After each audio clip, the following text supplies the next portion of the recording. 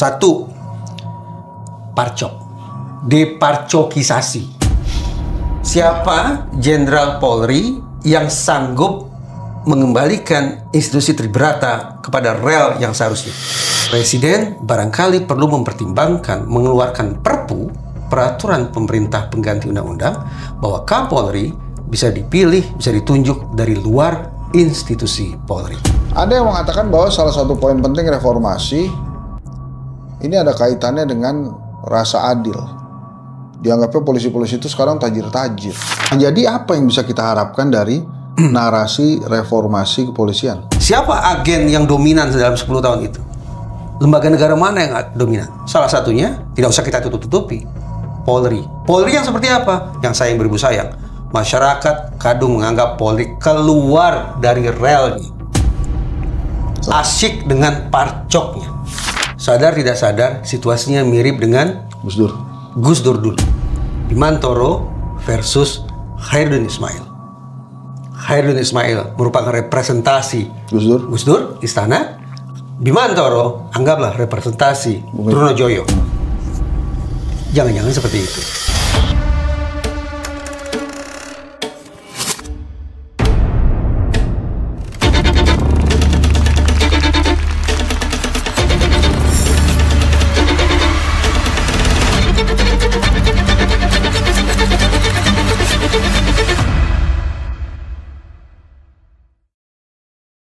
Bismillahirrahmanirrahim. Assalamualaikum warahmatullahi wabarakatuh. Assalamualaikum warahmatullahi wabarakatuh. Teman-teman, kalau teman-teman ingat beberapa episode yang lalu kita ngobrol dengan Boy Rafli Amar, Jenderal Polisi. Kita bicara tentang reformasi kepolisian Republik Indonesia.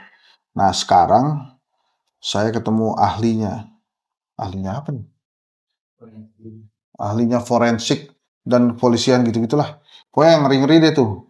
Ahli forensik, ahli lakban segala. Cuma hari ini kita ngomongin tentang reformasi kepolisian, Bang Reza Indragiri. Wah, terima kasih Bang. Assalamualaikum, Ustaz. Waalaikumsalam warahmatullahi wabarakatuh. Alhamdulillahirrahmanirrahim. Wassalatu wassalamu ala asrofil anbiya wal mursalin Sayyidina Muhammadin wa ala alihi washabihi ajmain. Lagi lu pakai Ustaz lagi, gua kan deg-degan. Ustaz kan artinya guru yang kita hormati. Oh iya. Makomnya lebih tinggi. Jangan kastanya lebih tinggi. Enggak pantas saya. Rumah surganya lebih semerbak. Teman-teman. Boleh, ya. teman. Jadi saya udah sering ngundang Bang Reza dari zaman kita di Condet, tapi baru kali ini ketemuan. Itu Condet gimana studionya? Selesai urusannya. Kasihan sebetulnya. Kan Bang Iwannya udah jadi... Itu senior semua loh itu. Ada Iwan, ada Ule, ada Karna, tokoh senior semua. Senior semua di media itu. Tapi Iwan selamat. Iwan selamat kasihnya apa? Mudah-mudahan dia nonton nih. Dia jadi staf khusus.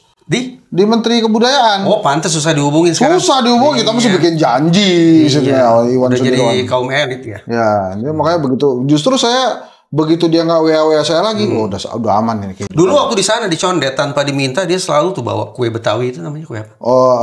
Kamir. Tanpa diminta satu kotak selalu dibawa. Bro, walaupun kita udah bosan gitu, tapi tetap dibawa. Kode bro, kode. Ini, lu denger gak kode ini? Mana sih ini makanannya? Ini udah langsung dikode. Lo kalau ahli forensik ngomong biasanya bawa kue Kamir. Nah itu, ini kan ini kosong. Gimana sih? Bang, kita masuk nih. Iya. Presiden Prabowo, saya mundur dulu deh. Megawati Soekarno Putri. Megawati bilang, ini nggak bener nih. Kepala Polri ngelewatin beberapa angkatan, nggak adil tuh. Kemudian berbagai kasus muncul-muncul. Akhirnya kemarin Pak Prabowo, Pak Doviri diangkat tuh jadi staf khusus yang khusus ngurusin reformasi kepolisian. Saya lupa nama lengkap jabatannya apa, tapi kira-kira kan kepolisian. Penasihat khusus ya? Penasihat khusus ya, bukan staf khusus ya? Karena penasihat khusus. Gak mungkin lah Kapolri Jenderal Bintang 3 kalau nggak salah naik jadi 4, masa sebutannya staf khusus? Oh, penasihat khusus. Penasihat khusus. Emang apa Bang permasalahan dari kepolisian Republik Indonesia sebetulnya itu? Permasalahan itu baru terpotret secara jernih ketika Prabowo Subianto membuka Rapim TNI Polri sekian bulan silam. Di atas podium Presiden Prabowo mengatakan negara gagal itu terjadi ketika polisinya gagal, tentaranya gagal. Saat itu saya menganggap Presiden sebatas berteori. Itu kan teori itu. Penyebab negara gagal adalah polisinya gagal dan tentaranya gagal. Tapi ketika hari ini, tanggal berapa nih? tanggal 20-an ini kita bicara, maka sudah kita harus pilah ketika Presiden Prabowo bicara tentang TNI gagal, itu sebagai sebuah perspektif normatif. Kenapa? Karena sampai hari ini Presiden tidak membentuk tim apapun, tidak mengeluarkan perintah instruksi khusus apapun untuk katakanlah mereformasi TNI. Jadi tidak ada persoalan pada TNI. Tapi hari ini pernyataan Presiden Prabowo bahwa polisi gagal itu adalah perspektif deskriptif. Prabowo sedang memotret situasi yang real, yang nyata, yang sedang dialami oleh otoritas Tribrata. Jadi sungguh-sungguh tafsiran saya, Presiden Prabowo tidak memotret adanya sebuah situasi luar biasa yang tengah dihadapi oleh institusi TNI, tapi Presiden Prabowo sungguh-sungguh ingin mengatakan ada persoalan serius terkait organisasi Tribrata. Tapi apakah itu gara-gara dia mengerti TNI karena dia TNI, dan dia wajar kalau nggak ngerti polisi karena dia bukan anggota Polri? Tidak senaif itu juga. Presiden Prabowo itu IQ skor IQ 160. Oh ya, emang dia pintar sekali. Iya. Dia bikin buku khusus tentang bagaimana Prabowonomics kan, bagaimana konsep-konsep mengembangkan paradigma ekonomi dalam sudut pandang dia. Kan nggak mungkin kita akan tahu apa sih Prabowo soal ekonomi. Dia kan tentara. Mana mungkin tentara ikut cawe-cawe tentang ekonomi betul-betul substantif. Tapi saya yakin Prabowo ada sosok pembelajar. Jadi dia tidak hanya memotret tentang organisasinya sendiri yaitu TNI, tapi saya yakin dia juga melakukan cermatan terhadap organisasi Polri. Tapi kenapa kemudian itu baru dilakukan hampir 1 tahun dia menjadi presiden? Poin bagus. Saya pikir tidak bisa dielakkan ketika kemudian jagat maya dipenuhi dengan narasi copot Kapolri. Ingat tidak? Beberapa waktu setelah ada insiden terlindasnya seorang pengemudi ojol di masa demonstrasi rusuh tempo hari, salah satu narasi yang marah kan adalah copot Kapolri. Boleh jadi akhirnya Presiden mengatakan kita tidak lagi bisa menunda-nunda, ada sebuah agenda yang betul-betul harus diprioritaskan, yaitu tidak sebatas bicara tentang pergantian pucuk pimpinan Kapolri, tapi reformasi Polri sebagai sebuah institusi. Dan ini seperti momentum buat Prabowo. Prabowo. Ini adalah momentumnya. Tapi apa yang akan dia lakukan? Kan maksud saya gini, maaf Bang. Kalau cuma sekedar mengganti Kapolri, mudah kan? Ini karena kan nggak ada pakem-pakem seperti TNI kan. Kalau TNI kan ada pakem-pakemnya harus sangat. Siapa bilang mudah? Saya nggak bersepakat bahwa pergantian Kapolri itu mudah. Nah, tapi kan prerogatif presiden, terserah presiden. Iya, tetapi kan presiden tidak ingin salah pilih orang kan? Oh iya. Karena kalau kemudian salah pilih Kapolri, siapa yang kemudian harus dikecam habis-habisan? Ya sudah jelas Kapolri. Tapi yang memilih Kapolri justru juga harus menunjukkan rasa pertanggungjawabannya. Nah bagi saya, ya kalau bahasa normatif teman-teman di kepolisian kan selalu mengatakan begini. Bentar Bang, ini maaf ya Bang. Ini memang teman-teman kedai kopi itu agak sulit menerima kode. Di kode kue Kamir keluarnya buah. Saya selalu mempersoalkan forum diskusi, seminar, podcast atau sejenisnya yang menghadirkan buah-buahan berkulit. Karena jadi kotor. Coba secara visual, saya kan jatuh martabat saya kalau makan sambil buka kulit. Cocok kan? Kan itu nggak mungkin juga saya makan pisang. Begitu juga gini. Apalagi saya bikin sampah. Aduh. Jadi betul-betul ini hidangan. Mereka sengaja beli supaya nggak kita makan. Apalagi jadi kembali ke mereka juga. Apalagi gue tahu ini murah nih Bang. Apa? Jadi sengaja emang dihadirkan ini yang begini-begini nih. Ujungnya coba hadirkan duren, nangka sekaligus. Kesemek, pang gitu dibanting gitu kan. Kecapi Bang, itu kecapi yang dibanting tuh. Kecapi. Jadi memang benar. Itu strateginya mirip saya. Saya bilang ke istri saya. Direktur itu tuh Bang. Direktur itu yang gendut itu. Saya bilang ke istri saya kalau kita silaturahim ke rumah orang, kita bawa oleh-oleh yang nggak disukai tuan rumah. Biar balik lagi. Kita bawa balik lagi. Yang biasanya agak salah tuh kalau di Jawa tuh agak pamali kalau kita ngasih apel. Karena kalau apel tuh agak susah, mesti digrogot kan. Grogot tuh juga nggak bagus itu. Apalagi kalau yang kita datangi udah lansia kan. Iya. Bawanya apel gitu. Ya. Pir. Oke Bang, kita balik lagi. Tadi si berapa nasib umur buah-buahan tadi? Hanya berapa detik dia di sini? Itulah dia. Karena ketidakmampuan menerjemahkan kode kue Kamir tadi itu. Kue Kamir itu bro, ini tinggal dimakan dan dia bisa dimakan cemilan dikit-dikit. Dan itu enak banget, gak cukup satu. Terutama kalau yang belinya memang di daerah Condet, daerah-daerah Betawi itu pedati, segala enak-enak tuh. Lebih seru lagi kapan-kapan dihidangkan lontong sayur. Tadi ada. Makin belepotan makan di sini. Makin repot ya. Makin repot. Aduh, tapi saya pernah Ferry Amsari ke sini, saya sediain dia lontong Padang. Dia susah makan, karena begitu dia mau makan saya tanya. Jadi dia nggak makan. Sorry, itu ada agak Jadi tadi kita sampai di nggak gampang milih Kapolri karena kalau sampai salah pilih siapa yang disalahkan lagi Pak? Begini, tadi Bang Hersa kan memulai obrolan kita ini dengan mengutip perkataan Ibu Megawati kan, yang mengatakan nggak benar kalau lompat-lompat generasi begini kan. Saya pikir juga kita ini mendua sifatnya. Satu, kita selalu mengatakan, termasuk teman-teman di Polri secara internal juga mengatakan ke saya, organisasi ini vakum dari apa yang namanya merit system. Jadi semua pukul rata. Padahal idealnya mereka-mereka yang punya potensi lebih baik, punya kinerja lebih positif, mereka harus lebih maju karirnya, begitu kan? Loh, kalau betul-betul mau konsekuen dengan merit system, maka nggak relevan dong kita bicara urut kacang. Ya. Iya kan? Tapi sayang beribu sayang, pada sisi yang sama justru dipersoalkan. Kalau tidak urut kacang, tapi lompat-lompat, ini akan menjadi faktor destabilisasi internal Polri. Loh, berarti yang mana sebetulnya mau dipilih? Nah, kalau kita bersepakat bahwa ternyata boleh jadi negara kita juga tidak sungguh-sungguh konsekuen untuk mengatakan apakah ini merit system atau urut kacang, maka sesudah pemilihan Kapolri baru bukan merupakan isu yang bisa dipandang sebelah mata. Presiden Prabowo harus pilih urut kacang demi konon menjaga stabilitas internal Polri atau memilih merit system yang hitung-hitungan di atas kertas akan mendatangkan maslahat lebih besar bagi masyarakat, tapi kemungkinan mengguncang internal juga tidak bisa dikesampingkan begitu saja. Waktu episode lalu saya tanyakan sama Boy Rafli Amar, menurut Bang Boy sebagai jenderal polisi, mana yang Bang Boy prefer antara loncat-loncat atau prerogatif presiden aja? Dia pilih prerogatif. Karena mungkin menurut dia ya udahlah memang si aturannya prerogatif. Tapi kalau balik kalau prerogatif ini kita lupa gitu terhadap masa kepemimpinan Tito Karnavian. Era ketika polisi dalam kurung Polri masuk terlalu jauh ke dalam politik itu dimulai sejak kapan? Zaman Jokowi. Siapa Kapolrinya? Pak Tito. Tito Karnavian. Itu prerogatif presiden kan? Nah, itu menjadi sebuah contoh betapa beresikonya juga ketika mempercayakan sepenuhnya penunjukan atau pemilihan Kapolri baru dalam kemasan hak prerogatif presiden. Karena kalau kemudian presidennya sesat, maka dia akan memilih seorang Kapolri yang tidak profesional dalam pengertian konsisten menjadi pelayan, pelindung, pengayom plus penegak hukum. Tapi dia akan memilih Kapolri yang akan lebih mengutamakan menjaga atau melindungi kepentingan politiknya. Tapi kan saya udah kirim ke DPR. Fit and proper.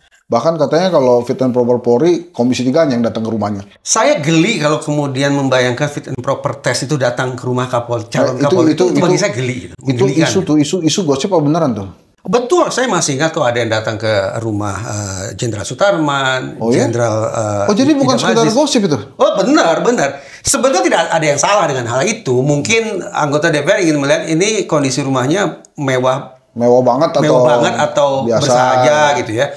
Ada istilah Hugeng Award, Hugeng Award ya kan, itu kan purwarupa bahwa ada insan Tribrata yang hidupnya sangat bersahaja. Nah mungkin dalam konteks itu, tapi kan saya pikir juga terlalu naif juga kalau cara atau pendekatan macam itu yang digunakan untuk menakar apakah si calon Kapolri ini hidupnya bersahaja atau tidak. Terlalu naif juga menurut saya. Nggak, maksud saya kan gara-gara sudah dilempar ke DPR, mungkin juga presiden kan kok serah DPR. Kalau DPR mau tolak, ya tolak lah. Ya kita tahu lah seberapa efektivitas lembaga perwakilan kita dalam menjalankan peran check and balances itu. Ini ngomong-ngomong yang bawa buah nggak balik lagi nih. Dia bingung kali. Nah, saya balik lagi kita ke topik awal. Kita udah nyerah tuh. Kita lihat tuh Adam udah bingung tuh. Dia tuh manusia pertama di bumi tuh. Adam. Jadi ini gimana nggak ada lagi nih buah?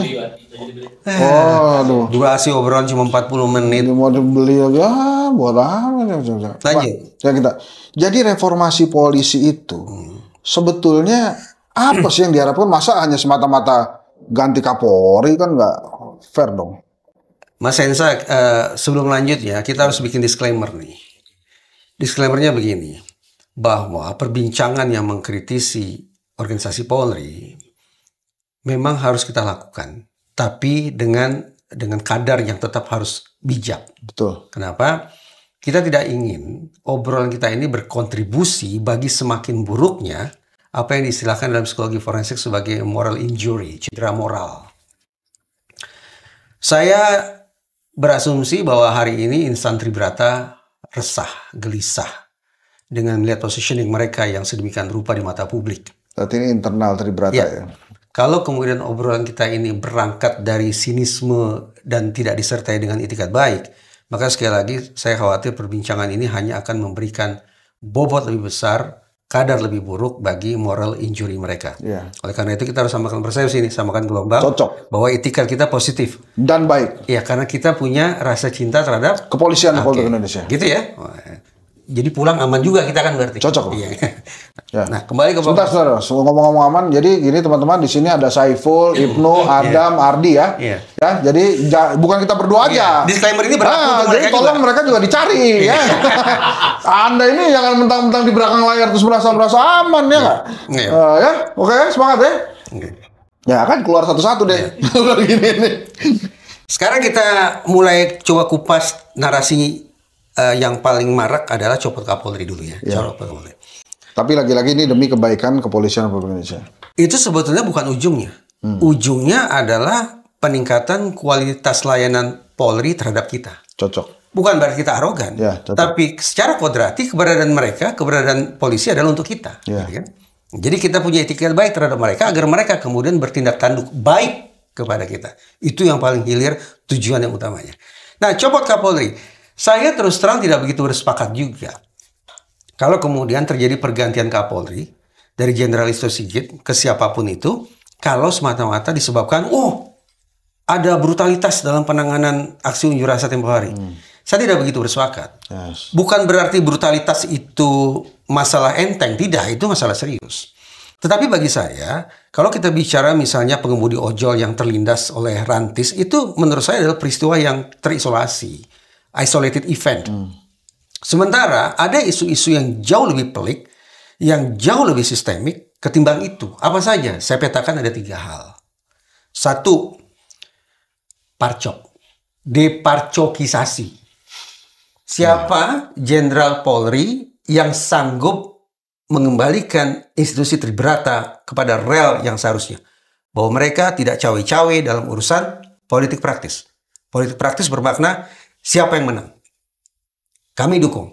Siapa yang kalah, yang kemudian menjadi oposan, akan kami bendung. Itu saya memaknai seperti itu. Jadi isu pertama yang harus dilakukan adalah bagaimana mereformasi Polri dalam konteks deparcokisasi itu. 1 ya. Yang kedua, ada sekian banyak subkultur menyimpang di dalam organisasi kepolisian secara universal. Salah satunya apa? Yang paling parah, bahkan mungkin relevan dengan Indonesia. Korup. Kita buat pemeringkatan nih, Bang Hensa. Dalam pemberantasan korupsi belakangan ini, kalau kita bikin peringkat, siapa nomor 1? Kejaksaan Agung.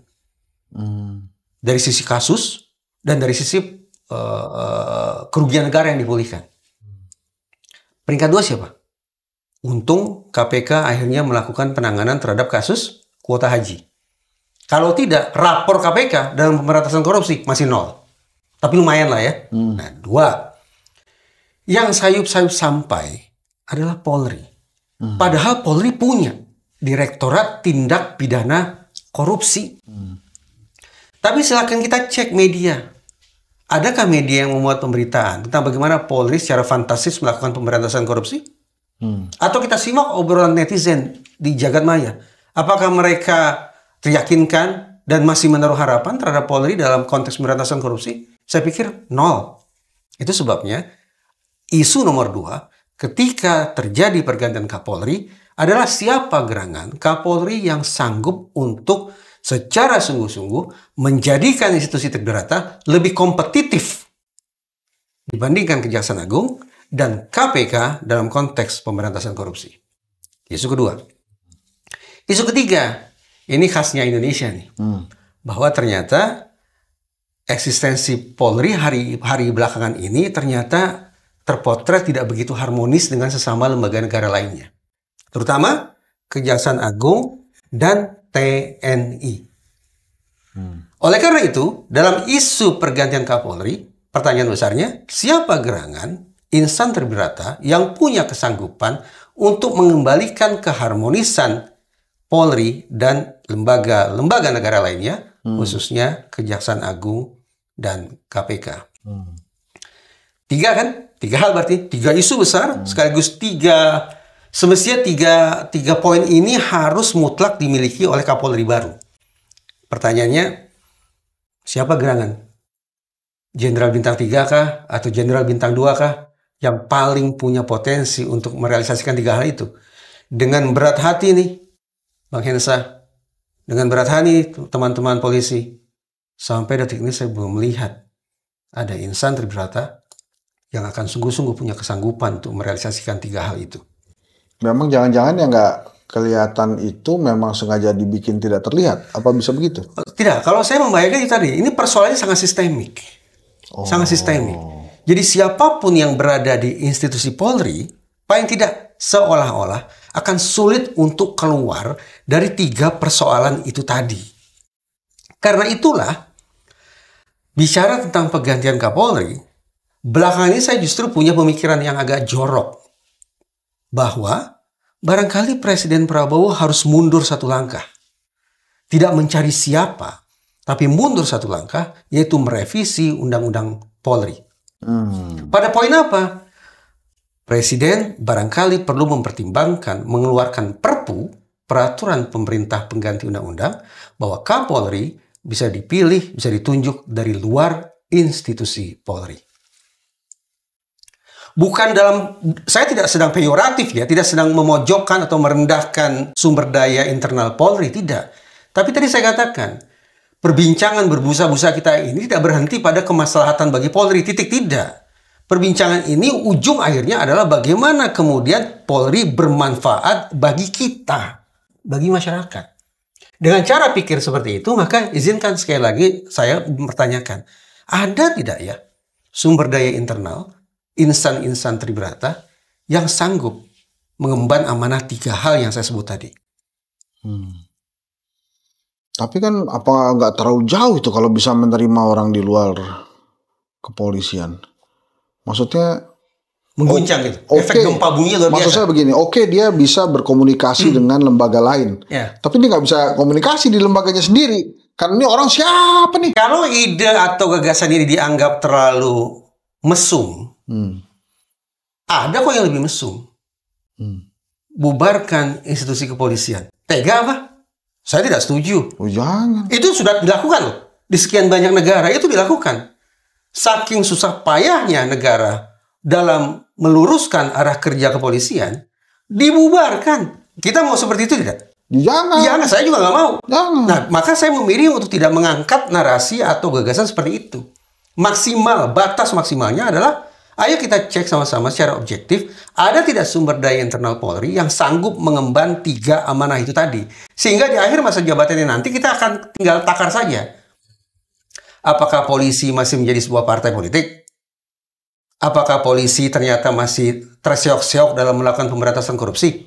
Dan apakah polisi masih bergesekan dalam relasinya, terutama dengan Kejaksaan Agung dan TNI? Seperti itu menurut saya. Ada yang mengatakan bahwa salah satu poin penting reformasi ini ada kaitannya dengan rasa adil. Dianggapnya polisi-polisi itu sekarang tajir-tajir. Makanya ini harus kita reformasi itu. Tapi kan kalau menurut saya alasan itu terlalu cetek untuk dijadikan alasan untuk reformasi. Tapi ya namanya publik kan bisa-bisa saja. Saya bersepakat nih dengan Bang Hensam ketika mengatakan itu alasan terlalu cetek. Ini maaf ya, saya melihat Bang Hensam ini pemikirannya terlalu melihat Polri itu seolah berada dalam sebuah kotak vakum. Nah itu dia menarik tuh. Saya emang sudah diarahkan sama Saiful untuk berpikir cetek. Harus berpikir cetek. Gitu, jadi apapun yang saya sampaikan ini semuanya memang based on script. Mungkin karena lampunya terlalu dekat jadi panas gitu. Ini semuanya based on script ini.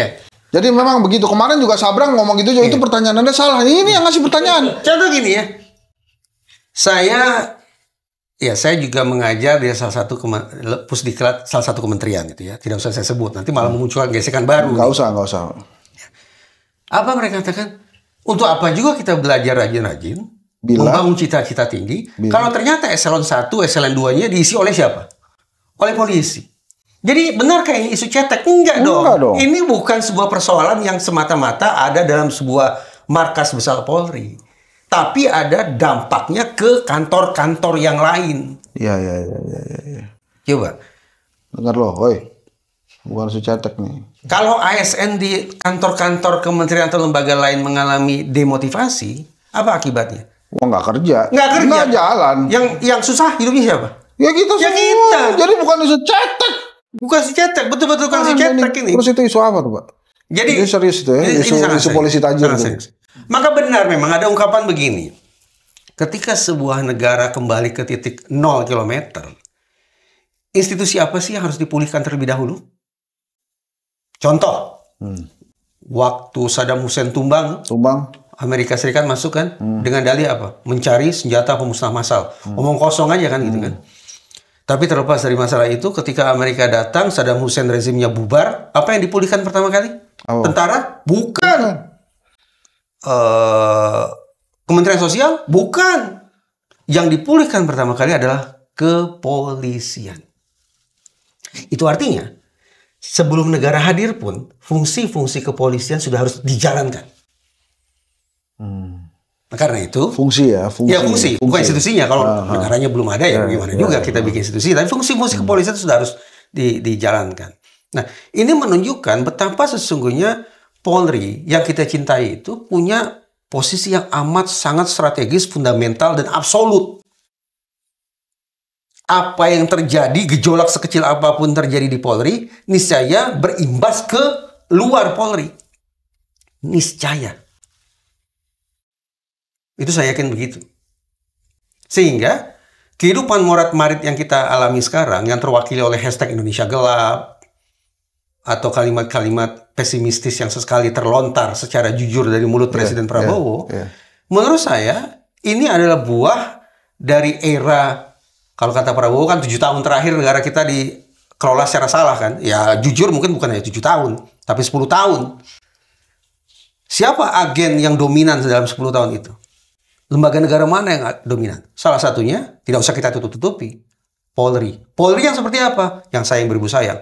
Masyarakat kadung menganggap Polri keluar dari relnya.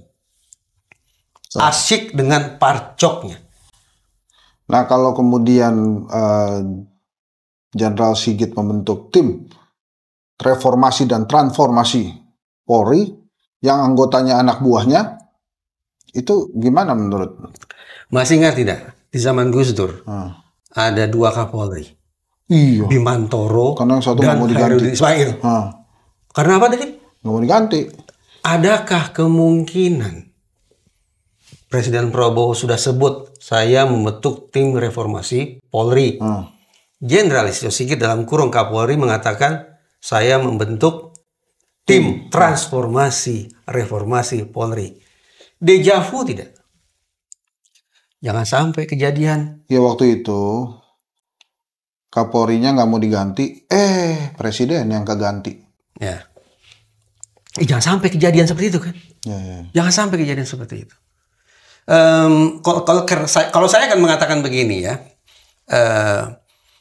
ya normatif dulu ya, supaya adem. Ya mungkin Jenderal Listio Sigit sedang mencoba menghimpun seluruh pemikiran-pemikiran brilian dari internal agar nanti bisa diserahkan secara matang kepada tim reformasi Polri bentukan Presiden Prabowo. Harapannya seperti itu. Tapi secara realistis jujur saya kok ya tidak begitu yakin juga dengan kalimat normatif yang saya katakan barusan. Ini pancong. Iya, saya sebetulnya agak keberatan juga dikasih hidangan seperti ini. Kenapa? Ini serba karbohidrat, bos. Nggak gini. Ini sebetulnya bukan hidangan, Mas. Ini pajangan. Pajangan. Ya? Jadi jangan terlalu GR juga kalau ini hidangan. Tambah lagi gula. Aduh, ini nggak bisa begitu. Ini karbohidrat tambah gula. Pornografi. Saya nggak ikut campur. Saya masih terlalu naif untuk berpikiran sejauh itu. Saya juga. Ayo bang. Iya. Ya loh, makan kue kampung pakai piring. Ini kalau dikasih saus jadi bandros nih. Makan satu ya? Iya, makan satu. Udah langsung aja gini kan? Iya, lebih enak itu kan. Ini cocok dulu maksudnya. Udah gitulah. Nah, terus gimana? Tadi sampai mana? Pak Sigit mempunyai etikat baik.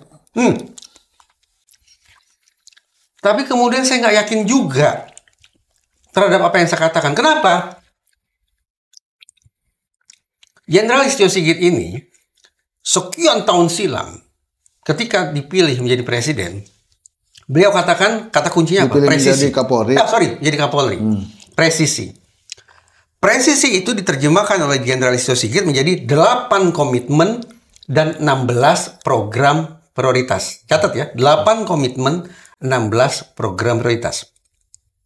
8 komitmen dan 16 program prioritas itu untuk merealisasikannya dilakukan pembabakan ke dalam 3 tahap. Tahap terakhir, yaitu tahap ketiga, itu berakhir pada Desember 2024. Pertanyaan saya ke Bang Hensa. Sejak Desember 2024 sampai hari ini kita ngobrol di bulan September ini, ada tidak pembaruan atau revisi atau pemutakhiran komitmen dan program prioritas Kapolri? Tidak ada. Babak bonus. Berarti apa? Seolah-olah dari Desember sampai sekarang Kapolri tidak punya komitmen, tidak punya program prioritas. Tidak ada agenda. Tidak ada agenda.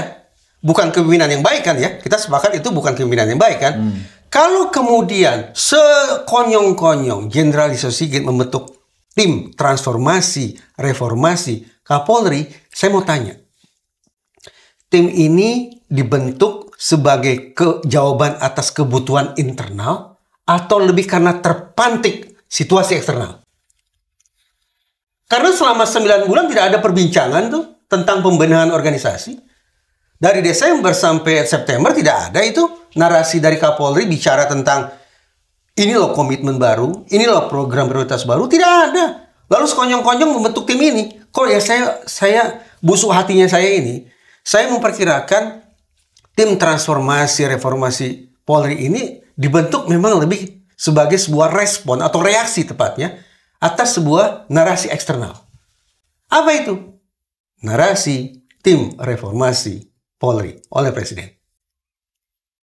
Sehingga ya akhirnya kan terposisikan seperti berhadapan-hadapan kan?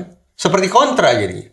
Langsunglah kita berprasangka buruk jangan-jangan tim transformasi reformasi Polri ini akan bersikap resisten terhadap tim reformasi Polri. Kalau itu yang terjadi, maka saya sudah. Sadar tidak sadar, situasinya mirip dengan Gus Dur dulu. Bimantoro versus Khairuddin Ismail. Khairuddin Ismail merupakan representasi Gus Dur, istana.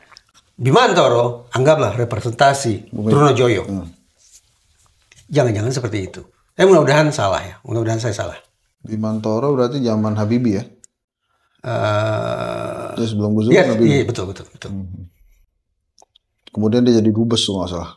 Nah, jadi apa yang bisa kita harapkan dari narasi reformasi kepolisian?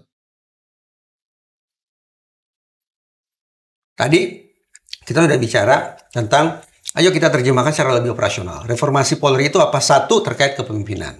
Ya. Minum dulu ya. Minum. Mau minum yang lain mungkin, Bang? Bicara kepemimpinan. Bicara kepemimpinan, isunya saya geser. Saya tidak begitu antusias bicara siapa ya Kapolri baru. Menurut saya tidak itu.